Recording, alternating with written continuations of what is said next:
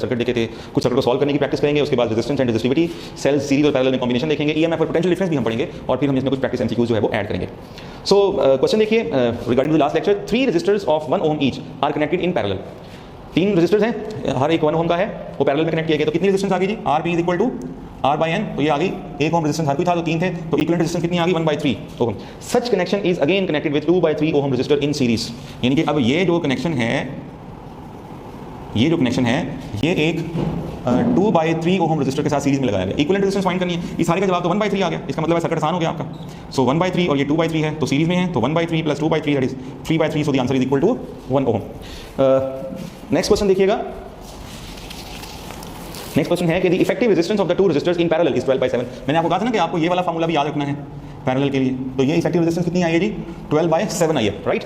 If one of the resistor is disconnected the resistance becomes 4 ohm. यानी कि R1 plus R2 is 7, right. तो अगर एक resistor disconnect कर दें तो एक वो 4 ओम बच गई। इसका मतलब है कि वो जो रेजिस्टर आपने डिस्कनेक्ट किया वो कितने का होगा? 3 ओम का। फॉर एग्जांपल अगर ये 4 है तो R1 plus 4 is equal to 7, तो R1 कितने का होगा? 7 माइनस 4 3 ओम का हो गया। तो आंसर क्या आ गया? दूसरा रेजिस्टर कितने का हुआ? 3 ओम का हो गया। यानी कि इस केस में R1 प्लस R2 7 है और R1 और R2 कितना है? 12 है। तो निशानी आप ये भी रख सकते हैं कि जो 2 रेजिस्टर हैं उनको मल्टीप्लाई करके जवाब 12 आना चाहिए। अब देखें, एक जो आपने रेजिस्टर निकाला था वो 3 ओम था, एक 4 ओम है, तो 3 और 4 को मल्टीप्लाई करेंगे 12 आएगा। तो ये कंफर्मेशन भी हो सकती है। इसी तरीके से एक और क्वेश्चन देखिएगा। Question is, there are next question देखते हैं। Given 3 equal resistors, how many different combination of all the 3 resistors can be made? एक बात याद रखिएगा, if we have n resistors, then we can have n plus 1 different combinations। यानी कि अगर ये 3 हैं तो 4 कॉम्बिनेशन आ सकते हैं।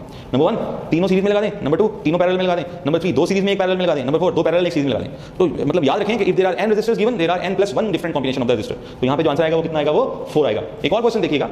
2 resistors are connected in series and in parallel. The equivalent resistance in the two cases are 9 ohm and 2 ohm respectively. Then the resistance of the component resistors are। ये देखिए फिर वही पैरेलल वाला फार्मूला जो मैंने आपको बताया था उसी को यूज करते हैं। तो पैरेलल में कितनी होगी? 2 ओम होगी, राइट। यानी कि इसने लिखा है कि the two resistors are connected in A in series and in parallel. The equivalent resistance in the two cases is 9 and 2 ohm। तो ये सीरीज वाला तो ये पढ़ा ना मैंने आपको, ये फार्मूला ऐसे भी लिखवाया था ना, RS is equal to RP। तो पैरेलल में R1 R2 वैसे का वैसे रहेगा। RS कितना है जी? सीरीज में ये 9 ओम है और ये कितना जवाब आया? 2 आया। इसका मतलब है R1 R2 कितना हो गया? 18 ओम। यानी कि जो 2 रेजिस्टर होंगे ना आपके पास उनको मल्टीप्लाई करके जवाब 18 होना चाहिए। अब देखें मतलब R1 R2 जो है वो 9 तो हर केस में 9 हो रही है ना, लेकिन कौन सा ऐसा केस है जिसमें मल्टीप्लाई करें तो 18 आए? ऑप्शन ए देखिए 7 to the 14 ये नहीं हो सकता, ऑप्शन बी देखिए 6 3 18 ये हो सकता है, ऑप्शन सी भी नहीं हो सकता 9 3 27 और ऑप्शन डी भी नहीं हो सकता। So the correct option is option B. इसी तरीके से एक और क्वेश्चन देखिए, ये हमारे पास जो है वो करंट डिवाइडर फार्मूला है, वोल्टेज डिवाइडर फार्मूला से रिलेटेड क्वेश्चन देखते हैं। हमारे पास ये एक सूरत हाल है जी और ये हमारे पास बैटरी है। यहाँ जो वोल्टेज ड्रॉप है हमारे पास वो कितना है जी? 50 वोल्ट है। This is 5 ohm resistor and this is 10 ohm resistor, right. So ये भी हमसे क्या पूछा गया है? What is the input voltage? हमसे ये पूछा गया। तो फार्मूला क्या था? देखें अगर हमने इसके क्रॉस वोल्टेज मालूम करना, फॉर एग्जांपल ये R2 है ये R1 है, तो हम क्या लिखते थे? V2 is equal to R2 over R1 plus R2 into source voltage. अब हमें V2 दिया हुआ है 50 वोल्ट, हमें ये मालूम करना है, तो V किसके बराबर आ जाएगा? R1 plus R2 over R2 into V2। तो R1 R2 प्लस करें 10 प्लस 5 15 आ जाएगा। 15 ओवर R2 कितना है जी? 10 मल्टीप्लाई बाय V2 करें, V2 कितना है जी? 50। तो ये कितना आ जाएगा? 15 5 75 volt. So the source voltage will be equal to 75 volt. इस तरीके से और क्वेश्चन देखिएगा about solving the circuit। We have the circuit, the current through the battery in the given circuit is, so current V is equal to IR, I is equal to V over R। आपको battery तो दी हुई है 2 volt की, equivalent resistance नहीं है, तो इस तरह के सर्किट में इक्विवेलेंट रेजिस्टेंस ट्रायंगल के लिए क्या होती है? 2/3R। ये हम पढ़ चुके हैं। तो 2/3 R कितनी है? देखिए हर एक रेजिस्टर बराबर है ट्रायंगल में और हर एक है 30, सो ये आ जाएगा 10। तो ये जो इक्विवेलेंट रेजिस्टेंस है ये कितनी आ गई जी? 20 ओम। अब आप करंट ले सकते हैं, V is 2, R is 20, so answer will be equal to 1/10 ampere। So Charlie will be the option। We are talking about solving the circuits और सिलसिले में एक और प्रॉब्लम करते हैं, equivalent resistance between A and B। So we have the circuit, right? We have the circuit जी। हमारे पास ये एक सर्किट बना रहा हूँ मैं जी। ये क्या है जी? ये 3 है जी, 3 ओम 3 ओम 3 ओम 3 ओम और इसके बाद एक रेजिस्टर यहाँ है और एक रेजिस्टर यहाँ है, एक रेजिस्टर यहाँ है और एक रेजिस्टर यहाँ है। This is 3 this is 3 this is 3 and this is 3।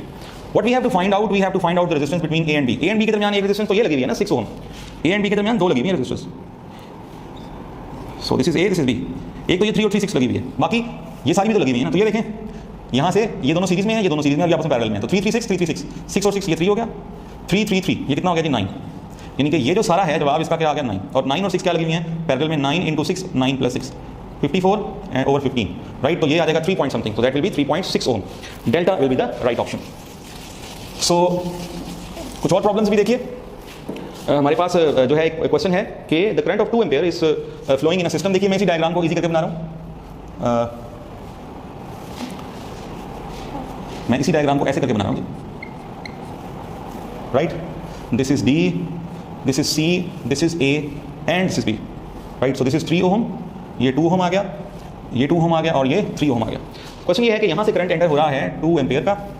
So the potential difference हमने मालूम करना है VA माइनस VB, ये हमने स्टूडेंट्स मालूम करना है, राइट। अब देखिए 3 + 2 5 दोनों ब्रांचेस में रेजिस्टेंस इक्वल है तो करंट इक्वली डिवाइड होगा, यानी कि 1 एम्पीयर करंट इधर जाएगा, 1 एम्पीयर करंट इधर आएगा। अब इसके अक्रॉस कितना पोटेंशियल ड्रॉप हुआ, V IR होता है, इसमें से कितना करंट बह रहा है 1 एम्पीयर, इसकी रेजिस्टेंस कितनी है 2, तो 2 वोल्ट तो यहाँ ड्रॉप हो गया।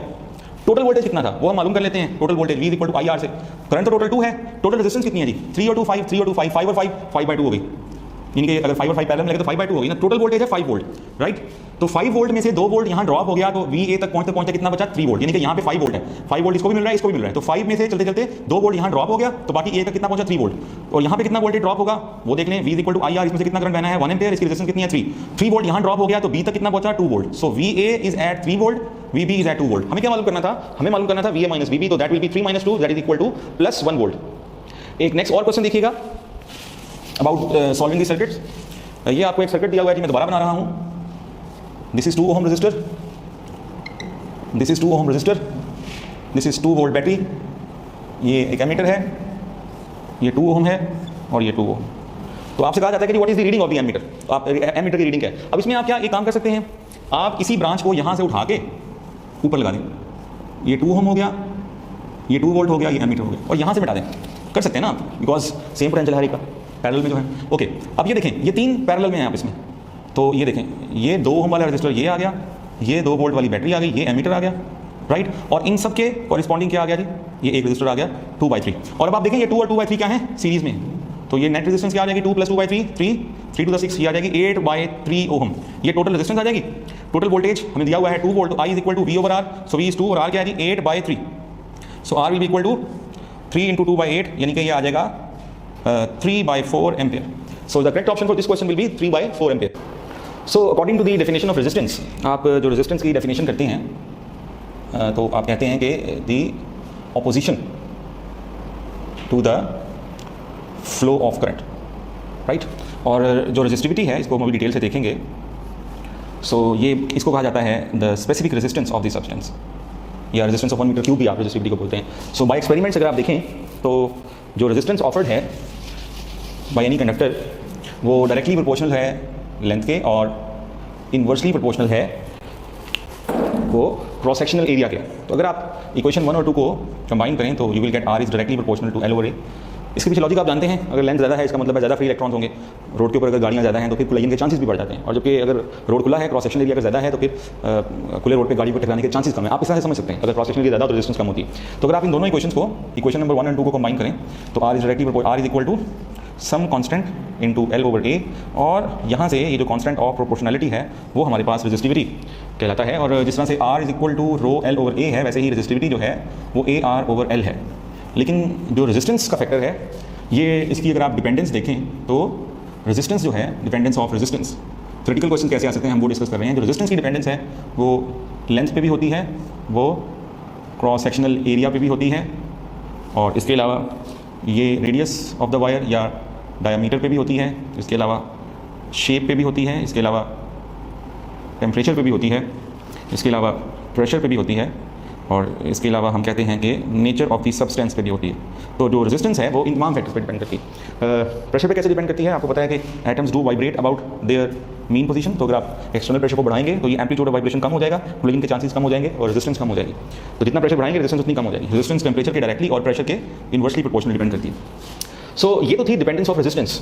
अगर आप डिपेंडेंस ऑफ रेजिस्टिविटी देखें, अगर आप डिपेंडेंस देखें रेजिस्टिविटी की, सो डिपेंडेंस ऑफ रेजिस्टिविटी फिर लेंथ पे डिपेंड नहीं करती, क्रॉस सेक्शनल एरिया पे डिपेंड नहीं करती, रेडियस डायमीटर पे डिपेंड नहीं करती, शेप पे डिपेंड नहीं करती। जो रेजिस्टिविटी है फिर वो टेम्परेचर पे डिपेंड करती है, प्रेशर पे डिपेंड करती है और नेचर ऑफ दी सब्सटेंस पे डिपेंड करती है। अब आप कहेंगे कि सर जिस तरह से रेजिस्टेंस के फार्मूले में L और A आया है वैसे ही रेजिस्टेंस के फार्मूले रेजिस्टिविटी के फार्मूले में भी L और A आया है ना, तो अगर रेजिस्टेंस लेंथ और एरिया पे डिपेंड करती है क्रॉस सेक्शनल एरिया पर, तो फिर रेजिस्टिविटी क्रॉस सेक्शनल एरिया और लेंथ पर डिपेंड क्यों नहीं करती। तो चलो यहाँ देखते हैं। हम समझते हैं कि शायद हम क्रॉस सेक्शनल एरिया बढ़ाएंगे तो रेजिस्टिविटी बढ़ जाएगी। दरअसल जब आप क्रॉस सेक्शनल एरिया को बढ़ाते हैं तो रेजिस्टेंस कम होती है, तो ये फैक्टर बढ़ेगा तो ये फैक्टर कम होगा, रेजिस्टिविटी पे कोई फर्क नहीं पड़ेगा। सिमिलरली अगर आप ये सोचें कि आप लेंथ को बढ़ाएंगे तो रेजिस्टिविटी कम होगी, तो दरअसल अगर आप लेंथ को बढ़ाएंगे तो रेजिस्टेंस भी बढ़ जाएगी, आप लेंथ को बढ़ाएंगे रेजिस्टेंस भी बढ़ जाएगी, रेजिस्टिविटी पे तो कोई फर्क नहीं पड़ेगा। लिहाजा जो रेजिस्टिविटी है वो ज्योमेट्रिकल फैक्टर्स पर, वो लेंथ या एरिया पे डिपेंड नहीं करती, नेचर ऑफ द सब्सटेंस पे डिपेंड करती है या टेम्परेचर एंड प्रेशर पे डिपेंड करती है। स्टूडेंट्स ये जो रेजिस्टेंस है इसका यही फार्मूला हम ऐसे भी लिख सकते हैं, मुख्तलिफ तरीके हैं इसको लिखने के। आप जानते हैं cross sectional area pi r square के बराबर होता है, और आप ये भी जानते हैं कि ये जो आर है इसको आप d/2 का स्क्वायर लिख सकते हैं। तो जो रेजिस्टेंस है वो ऐसे भी लिखी जा सकती है। So this is the formula of the resistance, this is the formula of the resistance and this is the formula of resistance. अब दो डिफरेंट क्वेश्चंस हैं, मैं आपको दोनों करवा रहा हूँ, देखिएगा दोनों में क्या फर्क है। मैं कहता हूँ कि जी length of the copper wire is 50 metre while its resistance was 10 ohm. If its length becomes 100 metre what will be its resistance. तो आप क्या करेंगे, this is the simple formula, R is directly proportional to L. 50 metre copper wire की resistance जो है वो 10 ओम है, तो 100 मीटर कॉपर वायर यानी कि लेंथ डबल कर दी है, तो जो नई रेजिस्टेंस आएगी it will be 2 times the previous resistance because R is directly proportional to L, right. तो जो नई रेजिस्टेंस है वो कितनी हो जाएगी, 20 ओम हो जाएगी। जरा मेरे क्वेश्चन की वर्डिंग पे दोबारा गौर कीजिए। मैंने कहा था length of 50 metre copper wire is 10 ohm, what will be the, बल्कि मैंने कहा था resistance of 50 metre copper wire is 10 ohm, what will be the resistance of 100 metre copper wire. अब मैं एक और क्वेश्चन कर रहा हूँ कि the resistance of the copper wire was 10 ohm if it is stretched to double its length. अगर आप इसको स्ट्रेच करके इसकी लेंथ डबल कर लेते हैं, पहले तो ये था ना कि ये 50 मीटर कॉपर वायर थी, आप 50 के साथ आपने 50 मीटर और लगा दी, अब उसी 50 मीटर को खींच के फॉर एग्जांपल आप डबल कर रहे हैं। तो याद रखिएगा जब आप ये स्ट्रेच करते हैं, ये कंप्रेस करते हैं, वॉल्यूम पे फर्क नहीं पड़ता। तो फिर R is equal to rho L over A को थोड़ा सा मैनिपुलेट करेंगे, क्योंकि लेंथ की बात की गई है, लेंथ को रहने देंगे, नीचे वॉल्यूम बना देंगे। इस तरह से लेंथ से मल्टीप्लाई भी करते हैं, लेंथ से डिवाइड भी कर दें, तो याद आएगा rho area into length volume into L square, ये कांस्टेंट, क्योंकि वॉल्यूम भी कांस्टेंट और रेजिस्टिविटी भी कांस्टेंट ही रहती है। तो इस तरह के सवालों के लिए you will use the concept R is directly proportional to square of the length, right. तो अगर आपने लेंथ को डबल किया है तो इसका मतलब है new resistance will be 4 times, यानी कि पहले अगर 10 ओम थी तो अब के बाद नई रेजिस्टेंस कितनी हो जाएगी, 40 ओम हो जाएगी। तो ये तो था अगर आपने लेंथ को स्ट्रेच किया। अगर आपको वो कहते हैं कि जी such that compressed such that its radius becomes double, या आपने इसको स्ट्रेच किया और उसका रेडियस हाफ हो गया, डायमीटर हाफ हो गया, तो इसी फॉर्मूले को इन टर्म्स ऑफ रेडियस या डायमीटर कैसे लिखेंगे वो भी देख लें। Once again R is equal to rho L over A. तो अगर नीचे रेडियस या डायमीटर चेंज हो जाए तो फिर आपने ऊपर वॉल्यूम कर देना। कैसे वॉल्यूम करेंगे, ऊपर ए से मल्टीप्लाई भी कर दें, इसे डिवाइड भी कर दें, तो फिर क्या आ जाएगा, rho area into length volume over A square. So ये जो एरिया है ये आपको पता है पाई आर स्क्वायर होता है, तो अब इसको आप ऐसे भी लिख सकते हैं पाई स्क्वायर आर 4, या फिर आप जानते हैं कि इसी एरिया को आप ऐसे भी लिख सकते हैं डी स्क्वायर बाई 4। तो R is equal to rho v pi square D 4 into 4। तो ये भी फॉर्मूला हो सकता है, इन टर्म्स ऑफ रेडियस भी फॉर्मूला हो सकता है। फॉर एग्जांपल अगर आपसे कहा जाता है कि wire is stretch that its diameter becomes half, तो अगर उसका जो डायमीटर है बल्कि यहाँ पे 4 आएगा, तो अगर डायमीटर हाफ हो गया तो नीचे आ जाएगा 2 की पावर 4 और वो 16 हो जाएगी, तो नई resistance will be 16 times the previous resistance. तो ये फॉर्मूलाज जो हैं स्ट्रेच या कंप्रेस के लिए, यानी कि अगर रेडियस की बात की गई हो, अगर डायमीटर की बात की गई हो, अगर लेंथ की बात की गई हो, इन तमाम केसेस में जो कांस्टेंट चीज रहती है वो वॉल्यूम होती है। तो बाकी आप कंपैरिजन कर लेंगे, यानी कि R is directly proportional to L square, R is inversely proportional to radius की power 4 and R is inversely proportional to diameter की पावर 4। सो ये कुछ शॉर्टकट फॉर्मूलाज हैं जिनसे आप रेजिस्टेंस कैलकुलेट कर सकते हैं। सो कुछ प्रैक्टिस करते हैं इन क्वेश्चन की। फॉर एग्जाम्पल आप फर्स्ट क्वेश्चन देखिएगा, and the question is the resistivity of the iron is 1 into 10 raised to power minus 7 ohm meter. The resistance of the iron wire of the particular length and thickness is 1 ohm. If the length and the diameter of the wire both are doubled, then the resistivity in ohm meter. तो हमें पता है कि resistivity length या diameter पे depend नहीं करती। resistivity जो है material dependent property होती है, तो वो उतनी ही रहेगी जितनी पहले थी, and that is 1 into 10 raised to power minus 7 ohm meter. एक और क्वेश्चन देखिएगा, a wire of length L is drawn such that its diameter is reduced to half. तो अभी हमने देखा R is inversely proportional to D की power 4, तो नया diameter जो है वो क्या आया जी, D by 2 इसकी पावर 4 आ जाएगा। तो जो न्यू रेजिस्टेंस होगी वो that will be 2 raised to power 4 times the previous resistance, तो ये आ जाएगा 16 times the previous resistance। तो अगर पहले रेजिस्टेंस जो थी वो 10 ओम थी, तो अब कितनी हो जाएगी, 10 multiplied by 60 it will be 160 ohm. So delta option will be the right option.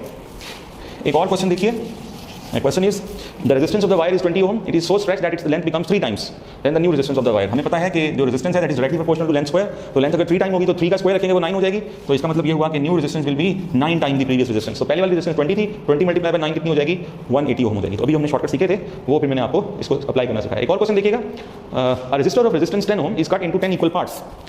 याद रखिएगा जो रेजिस्टेंस है वो अगर आपने उसको कट किया है, because resistance is directly proportional to length, तो अगर आपने उसको ये थे 10 हिस्सों में अगर ये रेजिस्टर जो है वो कट हो गया फॉर एग्जांपल, तो जो नई रेजिस्टेंस है वो क्या आ जाएगी, वो R/10 आ जाएगी। क्योंकि अगर लेंथ को 10 हिस्सों में तकसीम किया तो रेजिस्टेंस भी 10 हिस्सों में तकसीम हो गई। तो नई रेजिस्टेंस पहले ये थी 100 ओम, अब ये 10 ओम, यानी कि अगर उसके 10 हिस्से करेंगे ना, हर जो रेजिस्टर है, हर रेजिस्टर जो है, इस तरह के 10 रेजिस्टर हैं, हर कोई कितने का हो जाएगा, 10 ओम का हो जाएगा, राइट। उसके बाद क्या किया गया, and then these parts are bundled together. So what do you mean by bundled together? Bundled together का मतलब होता है ये बंडल बन गया, मतलब कि पैरेलल कनेक्शन हो गया। तो पैरेलल कनेक्शन का फार्मूला क्या होता है वो हम जानते हैं, R P बराबर होता है R/N के। अब R' हमारे पास कितनी है, 10 है, और कितने रेजिस्टर को हमने पैरेलल लगाया 10 को, तो जवाब क्या आ गया, 1 ओम। इन शॉर्ट अगर इस तरह का क्वेश्चन आ जाए कि एक रेजिस्टर है उसको काटा गया है और फिर उसको पैरेलल लगाया गया है, तो फिर net resistance will be R/N square. अगर सिर्फ पैरेलल लगाया गया तो R/N होती है, अगर पहले डिवाइड किया गया है इनटू 10 इक्वल पार्ट्स या इनटू n इक्वल पार्ट्स और फिर इसको पैरेलल लगाया तो फिर ये वाला फार्मूला। तो यहाँ पे देखिए सिंपल सा, रेजिस्टेंस कितनी थी, 10 थी, 100 थी, कितने से किए थे 10, तो 10 का स्क्वायर 100 आ गया। तो इस तरीके से सिंपल आंसर कितना आ गया आपके पास, 1 ohm. So these were the few different types of MCQs जो कि इस टॉपिक से आ सकते हैं। इसके अलावा देखिए एक्सपेरिमेंटली जो है हम देखते हैं कि फर्ज कीजिए जो इनिशियल रेजिस्टेंस है, इनिशियल जो रेजिस्टेंस है वो R0 है और जो फाइनल रेजिस्टेंस है वो RT है। तो अगर आपने चेंज इन रेजिस्टेंस देखनी है इसमें, सो आप जानते हैं कि जो चेंज इन रेजिस्टेंस है स्टूडेंट्स वो आएगी final resistance minus initial resistance which means R T minus R naught. तो एक्सपेरिमेंट्स हैव प्रूव्ड दैट के जो ये चेंज इन रेजिस्टेंस है that is directly proportional to initial resistance.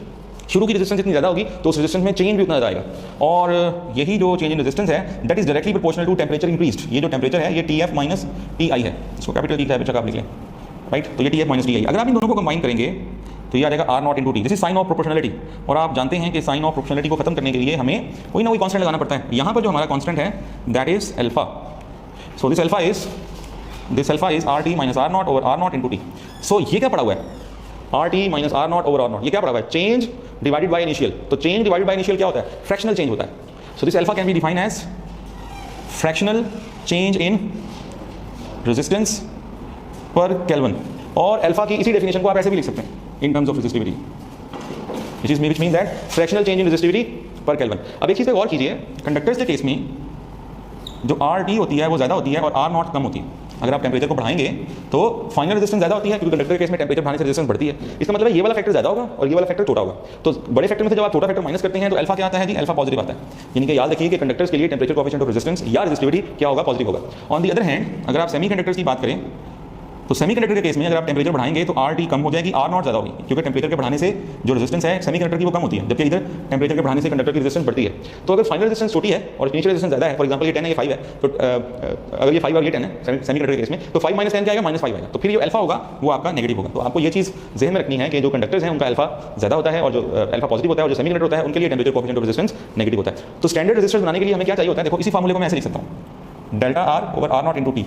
तो स्टैंडर्ड रेजिस्टर्स हम जब बनाते हैं तो ख्याल रखते हैं टेम्परेचर बढ़ाने से रेजिस्टेंस में चेंज कम हो, यानी कि डेल्टा आर कम हो, और अगर डेल्टा आर कम होगा इसका मतलब है अल्फा कम होगा। तो एक लाइन लिख लीजिए कि standard resistors are made from the substances having low temperature coefficient of resistance.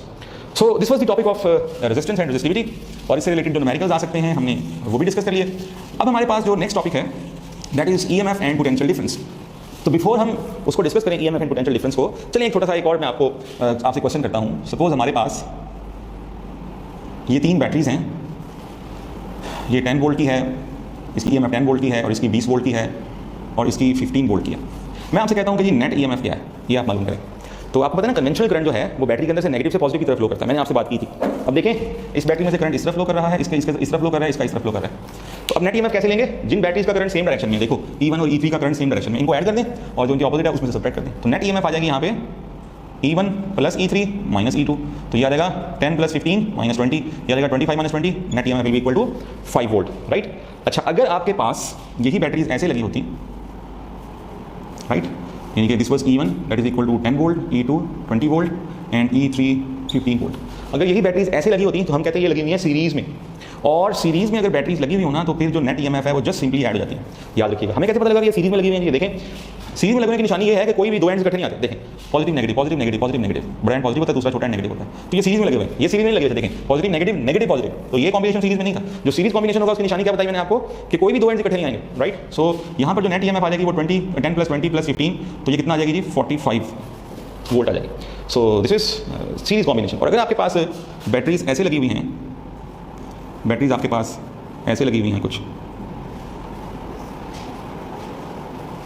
अगर ऐसे लगी हुई हैं पॉजिटिव नेगेटिव इस तरह की लगी हुई हैं, पैरेलल हैं, तो अगर इसकी ईएमएफ है 10 वोल्ट, इसकी ईएमएफ है 10 वोल्ट और इसकी ईएमएफ है 10 वोल्ट, तो फिर जो नेट ईएमएफ है वो भी हर एक ईएमएफ के बराबर होती है, and that will be equal to 10 volt. ये तब है जब बराबर हो, अगर बराबर ना हो तो फिर वो किस वोल्टेज रूल लगा के वो लेंथी प्रोसेस है, आपको उसके बारे में पूछा नहीं जाएगा, it is not your scope. तो ये है पैरेलल में अगर बराबर बराबर बैटरीज लगी हुई हो तो नेट ईएमएफ भी उनमें से एक के बराबर होती है, यानी कि यहाँ पे नेट ईएमएफ 30 नहीं है, यहाँ पे नेट ईएमएफ कितनी है 10 है, जबकि यहाँ पर जो है सीरीज में इसको ऐसे ऐड करते हैं। तो ये बैटरीज का कॉम्बिनेशन जरूरी है आपको बताना, ताकि अगर सर्किट में डिफरेंट बैटरीज लगी हुई हो तो आपको पता हो कि उनको कैसे सॉल्व करना है। अब जो है हमारा जो मेन टॉपिक है हम उस पर आते हैं, and that topic is EMF and potential difference, right? So देखिए topic name is EMF and potential difference। देखिए हमारे पास जो है ये एक आइडियल बैटरी है। जो आइडियल बैटरी होती है ना उसकी इंटरनल रेजिस्टेंस 0 होती है, due to the presence of electrolytes. Battery की अपनी भी कोई रेजिस्टेंस होती है जिसको आप इंटरनल रेजिस्टेंस से शो करते हैं। तो जो आइडियल बैटरी है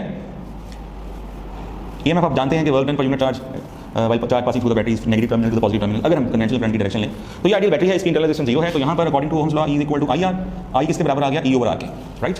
so this is the case when the battery is an ideal battery. लेकिन अगर एक प्रैक्टिकल बैटरी आप लें जो एक्चुअली बैटरी होती है, अगर आप वो लेंगे ना तो फिर एक इंटरनल रेजिस्टेंस होगी जिसको आप बैटरी के नेगेटिव टर्मिनल से कनेक्ट करके इस तरह इंसर्कल करके शो करवाएंगे।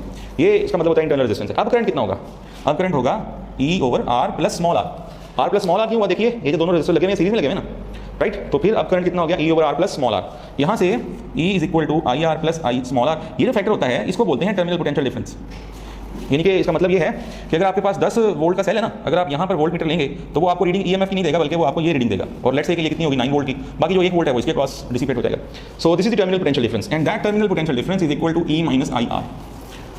सो आप देख सकते हैं कि अगर कोई बैटरी से करंट ड्रॉ हो रहा हो, बैटरी की वजह से करंट बह रहा हो, तो उसके क्रॉस के जो टर्मिनल पोटेंशियल डिफरेंस होगा वो हमेशा कम होगा ईएमएफ से। यहाँ पे टर्मिनल पोटेंशियल डिफरेंस ईएमएफ से कम है, और ये केस कब है, when current is drawn from the battery. ये तब है जब करंट बैटरी से ड्रॉ किया गया है। अच्छा जी, अगर करंट ड्रॉ नहीं किया गया, इट्स एन ओपन सर्किट, तो हम ईएमएफ को ऐसे भी डिफाइन करते हैं कि potential difference in open circuit across the terminal of the cell. तो फिर ये अगर करंट यहाँ पे 0 हो जाए तो फिर ये कब होगा, इस केस में जो है ये कब होगा भला, when no current is drawn, यानी कि the circuit becomes an open circuit, right. अच्छा, इसके अलावा एक रिलेशन ये भी होता है, इसका मतलब है यहाँ terminal potential difference is greater than EMF, लेकिन ये कब होता है, when battery is being charge. जब बैटरी चार्ज हो रही होगी ना तो उसके एंड से क्रॉस जो टर्मिनल पोटेंशियल डिफरेंस होगा वो उसकी ईएमएफ से ज़्यादा होगा। अब इसका मतलब क्या है, ये जरा समझिए। देखिए ये एक बैटरी है आपके पास लगी हुई, ये एक रजिस्टर है और ये दूसरी बैटरी है। अब जरा गौर कीजिएगा, ये 5 वोल्ट की है, लेट्स से ये 50 वोल्ट की है, ये 10 वोल्ट की है, राइट। अब इसका जो करंट है, जो इसका करंट है वो इस तरफ फ्लो कर रहा है, जो इसका करंट है वो इस तरफ फ्लो कर रहा है। इसका मतलब है दोनों करंट क्या है, ऑपोजिट है। तो फिर इसका मतलब क्या होगा, जो ज़्यादा बैटरी है उसकी वजह से करंट फ्लो करेगा ना, यानी कि यहाँ पर जो करंट फ्लो करेगा वो 50 वोल्ट वाली बैटरी की वजह से करेगा। तो इस बैटरी के लिए इसका टर्मिनल पोटेंशियल डिफरेंस ईएमएफ से लेस होगा, और इस केस में जब करंट यहाँ से गुजरेगा तो हम कहेंगे this battery is being charge, जो छोटे वाली बैटरी है इज बीइंग चार्ज, और इसका जो टर्मिनल पोटेंशियल डिफरेंस है ये ईएमएफ से बड़ा होगा, और इसका फार्मूला ये होगा, और इसके लिए जो है इस बैटरी के लिए फार्मूला ये होगा। तो when battery is being charge का मतलब आपको समझ आ गया कि जब एक बड़ी बैटरी की वजह से करंट फ्लो कर रहा हो छोटी बैटरी से भी, तो हम कहते हैं बैटरी इज बीइंग चार्ज। और अगर बैटरी चार्ज हो रही है तो उसका टर्मिनल पोटेंशियल उसकी ईएमएफ से बड़ा है, और अगर बैटरी डिस्चार्ज हो रही है यानी कि बैटरी की वजह से करंट फ्लो कर रहा है तो उसका टर्मिनल पोटेंशियल डिफरेंस उसकी ईएमएफ से कम है। So this was all about the topic potential difference and EMF. अब जो है हम कुछ टिपिकल क्वेश्चंस जो ईएमएफ और पोटेंशियल डिफरेंस से रिलेटेड कॉन्सेप्ट से आते हैं, हम कुछ टिपिकल क्वेश्चंस करेंगे।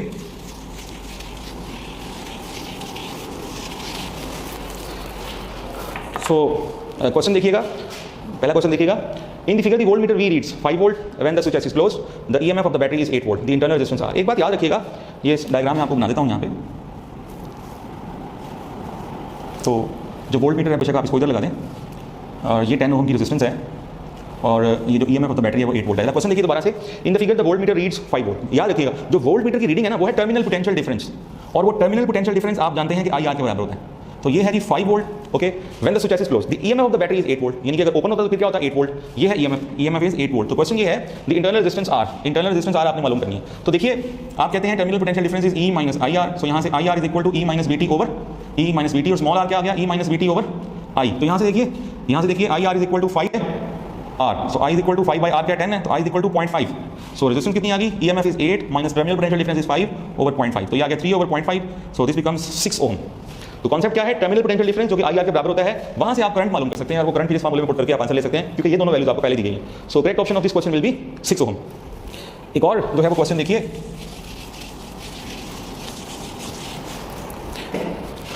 एक और क्वेश्चन देखिए, the EMF of the cell in the following circuit is 9 volt, EMF is 9 volt, the reading on the high resistance voltmeter यानी कि terminal potential difference is 7.5 volt, what is the current I. तो देखिए simply terminal potential difference I R के बराबर होता है, तो यहाँ से आई बराबर आ गया वीटी ओवर आर के, तो वीटी इज 7.5, आर इज इस सर्किट में आर इज 15, तो ये कितना हो गया 1/2 and 1/2 is 0.5 ampere. So Charlie will be the right option. Next question देखिए, एक और क्वेश्चन देखिएगा, when a resistance of 2 ohm is connected across the terminal of the cell the current is 0.5 ampere. ये सर्किट रेजिस्टेंस है, यानी कि R1 जब 2 ओम है तो I1 कितना है जी, वो 0.5 एम्पेयर है। आगे चलें, when the resistance is increase to 5 ohm, यानी कि अब रेजिस्टेंस जो है वो 2 ओम नहीं हुई 5 ओम हुई। अगर यहाँ पे लिखा होता इंक्रीज बाय 5 ओम तो आप क्या करते हैं 2 + 5 7 करते, लेकिन लिखा हुआ है इंक्रीज टू 5 ओम, तो इसलिए R2 इज 5 ओम। तो उस वक्त जो करंट है वो कितना है जी, उस वक्त करंट है आपके पास 0.25 एम्पेयर। आपने इंटरनल रेजिस्टेंस फाइंड करनी है। अब इस तरह के क्वेश्चंस को करने की टेक्निक ये है स्टूडेंट्स के, जरा सोचिए कि ईएमएफ तो सेम रहेगी ना, दोनों क्योंकि सेल तो एक ही है, तो ईएमएफ का फार्मूला किसके लिए लिखें बाद में इसको इक्वेट कर दें। तो ईएमएफ होती है VT plus I R, right, और वीटी को आप क्या लिख देते हैं, वीटी को आप लिख देते हैं I1 R1 प्लस ये I1 R आ जाएगा। तो इसी तरीके से यहाँ पे ईएमएफ का फार्मूला क्या लिखेंगे, I2 R2 plus I2 into R। अब देखिए E is equal to I1 क्या है आपके पास 0.5, और R1 क्या है आपके पास 2, प्लस I1 इज 0.5 R, और यहाँ से ईएमएफ का फार्मूला क्या लिखेंगे, I2 is 0.25, R2 is 5, plus I2 is 0.25 into R। क्योंकि इंटरनल दो चीज़ें चेंज होती ना, चेंज क्या हुआ है, I और R हुआ है ना स्मॉल r चेंज हुआ है, इसलिए मैंने स्मॉल r के साथ भी 1 या 2 लिखा, ना ही ईएमएफ चेंज हुई है। अब क्योंकि ईएमएफ तो सेम है, इसका मतलब है दोनों इक्वेशन बराबर है। अब आप इनको इक्वेट कर लीजिए, ये आ जाएगा 0.5 into 2 plus 0.5 R is equal to 0.25 into 5 plus 0.25 R। सो ये कितना हो गया 1, so 1 plus 0.5 R is equal to ये कितना हो गया 1.25 प्लस 0.25 R। तो हमने क्या निकालना है, R निकालना है, तो ये आ जाएगा 0.5 R, इसको इधर ले आए, minus 0.25 R is equal to 1.25 minus 1, तो ये कितना हो गया 0.25 R इज इक्वल टू 0.25, तो 0.25 से इधर भी डिवाइड कर दें, इधर भी डिवाइड कर दें, so small r will be equal to 1 ohm. So इसका जो करेक्ट ऑप्शन आएगा that will be option B, that is 1 ohm. So इसमें टेक्निक क्या आपने लगानी है, आप देख सकते हैं कि याद रखिए कि इस तरह के क्वेश्चंस में इंटरनल रेजिस्टेंस और ईएमएफ मोस्टली सेम होती है। तो आप उनको अगर यहाँ पे फॉर एग्जांपल बैटरी की ईएमएफ पूछी होती तो फिर हम स्मॉल r के लिए क्वेश्चन यहाँ से भी लिखते, यहाँ से भी निकलते, उसको कंपेयर कर लेते। सो इस तरह के जो क्वेश्चंस हैं वो आपके ईएमएफ और पोटेंशियल डिफरेंस वाले टॉपिक से आ सकते हैं। सो डियर स्टूडेंट्स, आज हमने जो है वो कुछ सर्किट्स को सॉल्व किया और हमने पोटेंशियल डिफरेंस और ईएमएफ पढ़ा और हमने जो है वो रेजिस्टेंस और रेजिस्टिविटी पढ़ा। So until the next lecture, it's Allah हाफिज़।